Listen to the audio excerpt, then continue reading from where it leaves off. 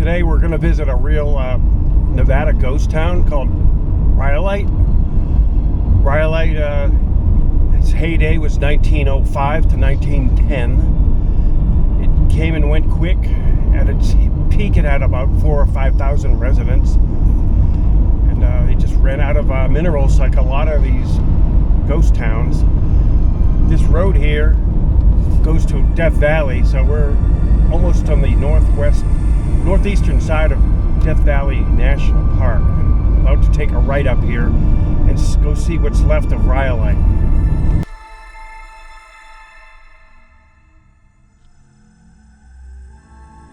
Rhyolite in the parking lot off the road to Death Valley, and there's immediately a sculpture of the ghosts.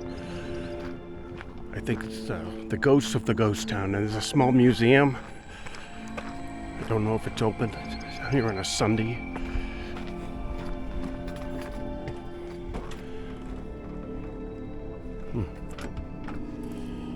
It's not, it's locked.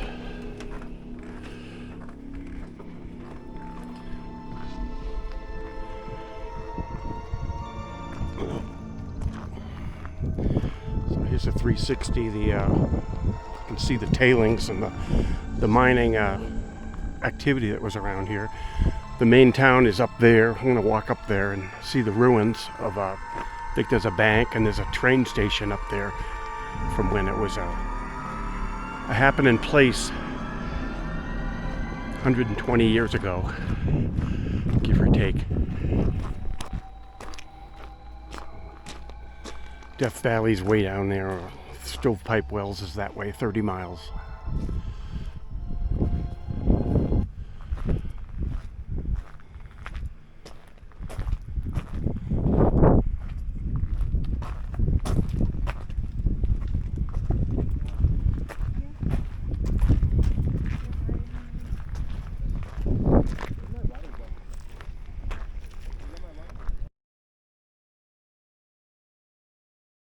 So I just walked up the main road and seeing some ruins now. There's a foundation of a building there, and that's either the school or the bank.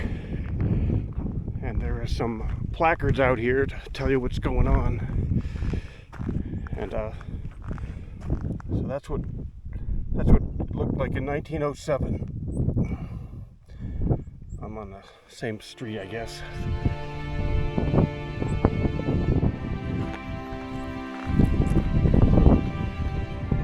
Rhyolite is named after a volcanic rock, rhyolite. They've had a big discovery in like 1904 or 5. They thought it was a big deal. New York financier Charles Schwab backed it and put a lot of money into it, brought in electric power, water, and a train station, a train line right to the Tonopah area. So he set this place up, and then 3 or 4 years later it went bust. So it was not a good investment. Well, apparently this is the schoolhouse.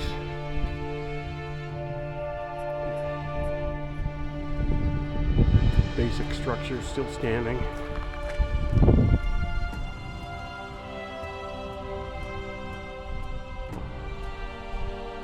This was built in 1907. And that's the original school. Let's walk up and take a look-see.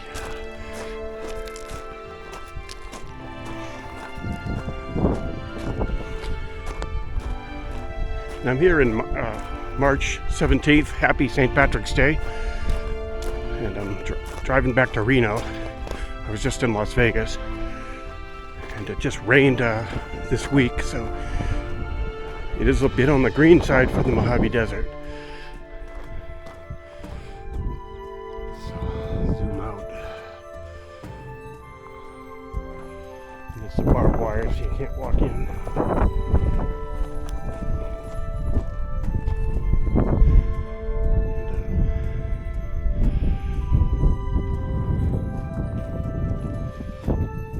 So we walked up the street another few hundred yards, and here we have the store.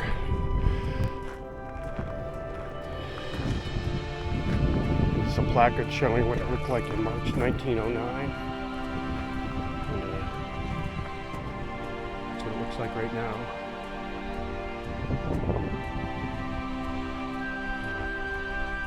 Across the street are some more ruins. Not sure what this is. This placard over here will tell us.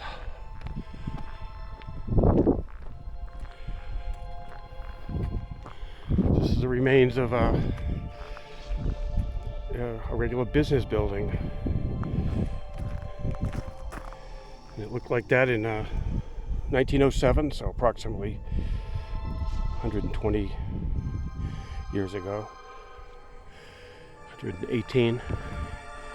And just the front stone looks like the middle where they might have had a safe or something.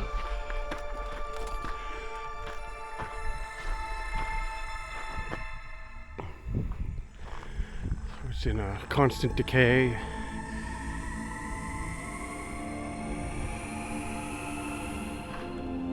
A little window to the past. You know, by 1910 or 11, I mean, the minerals were gone. They miscalculated, and this place emptied out really quick. That's Nevada's story, you know, they boom and bust. And right now we're in a boom with lithium mining. There's going to be lithium mining going on in other parts of Nevada, like in the northern part, California. It's going to be a big deal to get that lithium for the EV car. It's very batteries. Weathered because of the hot sun, but it says it's a bank. This was once the bank building for Rhyolite. It looks like it was a pretty cool structure. Go up to this placard.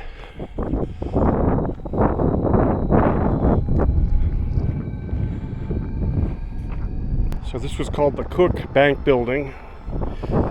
It's one of the most photographed ruins in Nevada, according to this placard. That's what it looked like in 1908. This has actually been part of movies, according to this information.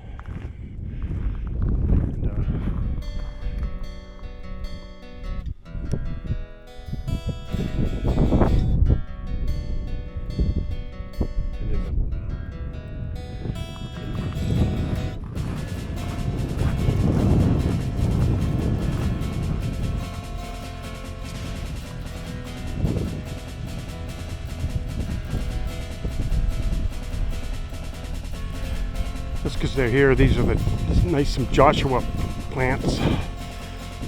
Joshua tree. Got the name Joshua because the original Mormon settlers who came through here at first thought that the arms of the tree looked like Joshua in the Bible, putting his arms up to praise the Lord. That's how it got the name Joshua tree. It's actually not a tree, it's in the agave family. They certainly do well in the Mojave Desert. These don't do well in the Great Basin Desert. It's too cold. At the top of the paved road, there's none up there. Train station, very ornate, totally fenced off, and there's signs that say security. They want to leave it the way it is. But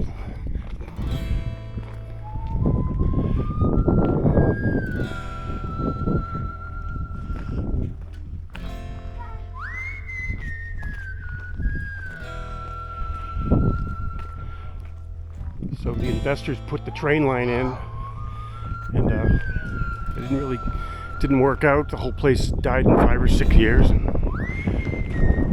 pretty much everybody left. There's some placards for this. Here's a placard about the train depot.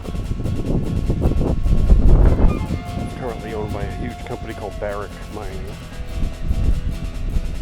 Not sure if they want to. This thing was a big deal when it was put in.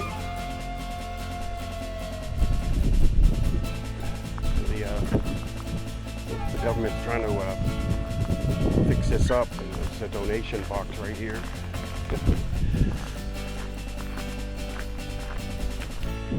So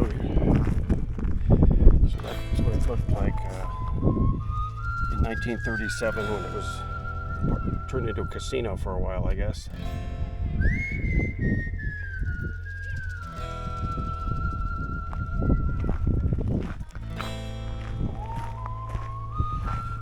So it was serviced by 3 railroads: the Vegas and Tonopah, the Tonopah and Tidewater, and the Bullfrog Goldfield. Like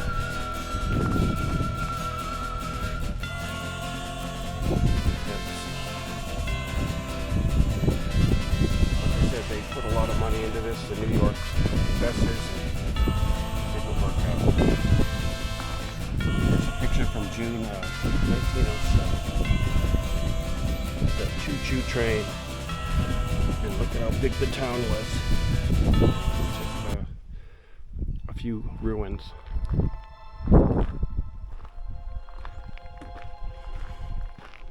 There's an old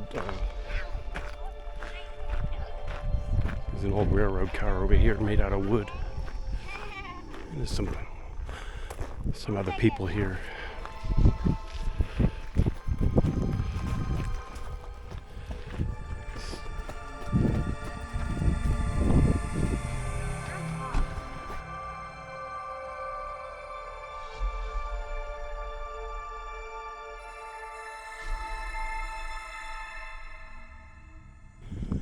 So that's about it. Short and sweet. The ghost town of Rhyolite, Nevada, outside of Beatty, and on the road to one of the roads into the Death Valley National Park. And Death Valley, like I said, is down there. So the entrance is like 25 miles, or actually less than that. And there's the business building ruins from the side. And these mines were called the Bullfrog Mine Complex. It's the panorama of this area. The mines went all the way back into the hills. This town was put here because it's couched around these mountains, so they'll like cut down on the wind, I guess. I think that's why they put it here.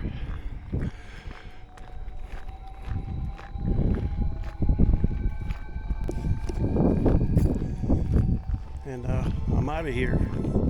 Thanks for watching.